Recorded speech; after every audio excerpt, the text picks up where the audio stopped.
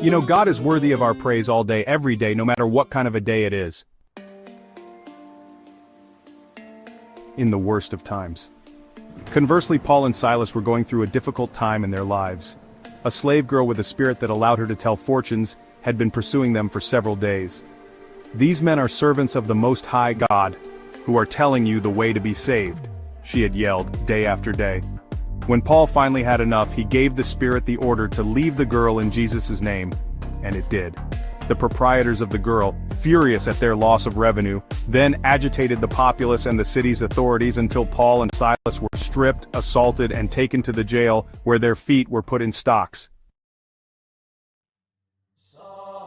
In such a situation, what would most of us have done? We most likely would have complained about how unfair the day's events had been. What actions did Silas and Paul take? They didn't begin griping about the rodents they could feel and hear, the sticky moss on the walls, the urine stink in the pit where they had been dumped, or the darkness. Rather, Paul said, "Silas, let's sing." They prayed and sang to the Lord all night long, and not in a low-key, silent way. The other inmates could hear their religious service since it was loud enough. A sudden earthquake allowed God to enter the jail, but the cell was too small for him to sit in. At this point, the doors sprang open, and the chains, not just the ones that had kept Paul and Silas in the stocks, fell to the floor. The entire jail changed when God took over. What a story! The wounds to Paul and Silas must have been painful. A pity party might have been in order. However, this was not their reaction, since they realized that God was capable of handling their issue in addition to recognizing it. As a result, they took the one action that would bring God inside that urine-soaked cage. They spent time in prayer and worship.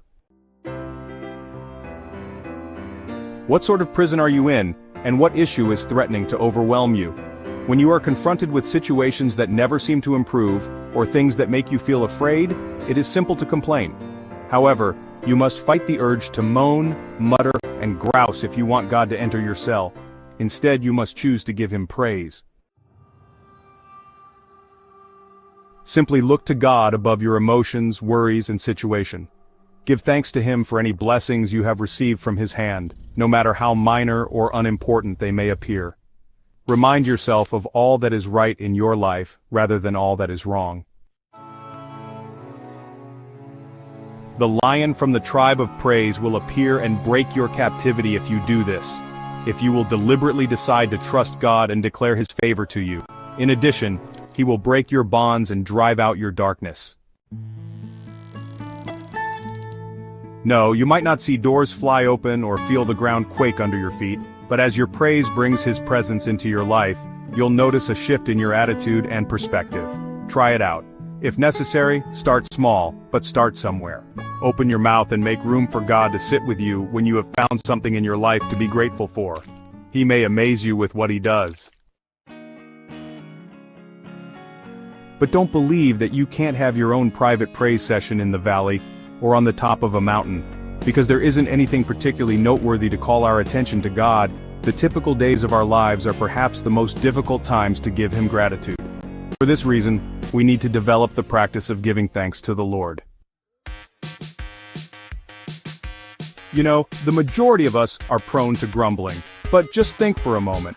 How would our lives change if we gave God the same amount of energy? If we focused on him rather than the ball game, the ads, or the newest book, how could our days unfold? David was always talking to himself about God. We haven't practiced that enough, in my opinion. How often do we actually sing the song, "Bless the Lord, O my soul"? This sentence actually commands our souls to give thanks to the Lord. Your entire being, including your brain, feelings, and will, is your soul. See Genesis chapter 2, verse 7. As a result, if you tell your spirit to give thanks to God, you are actually directing your body to do all three. To put it another way, you first talk to yourself and take charge of your brain, will, and emotions. Your body then responds to the commands it receives from all three when they are receptive to God and focused on him. For this reason, even when your mind is bored, your emotions are dull, or your will is uninterested, you can still give thanks to God. your will, your emotions, and your intellect, all of which are under your conscious and careful control. Instruct your body to respond with praise. Sometimes we believe that before we can give thanks to the Lord, we must have accomplished something significant in our lives. But honestly, that's a lie. Every single day, David gave thanks to the Lord.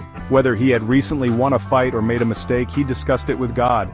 He didn't need an excuse to shout, dance, or sing in adulation. Even in dull and ordinary situations, he simply did it constantly. As you surround yourself with God, you too need to cultivate an attitude in which praise constantly serves as your shield. Just keep making music for the Lord while you type letters, load trucks, look after kids, or clean the house. You may occasionally be humming a melody. At other instances, you might need to mentally give thanks to God. You're simply spending the entire day with God, regardless of what you are doing. Don't wait for a unique event to occur. Rather, while you keep God with you through your worship, make sure He is with you every single day. Then, God is there to deal with anything that comes your way. Thank you so much for watching. If you liked and found this video useful, please click the like, subscribe, bell, and share buttons for more inspirational videos like this one. May God bless you.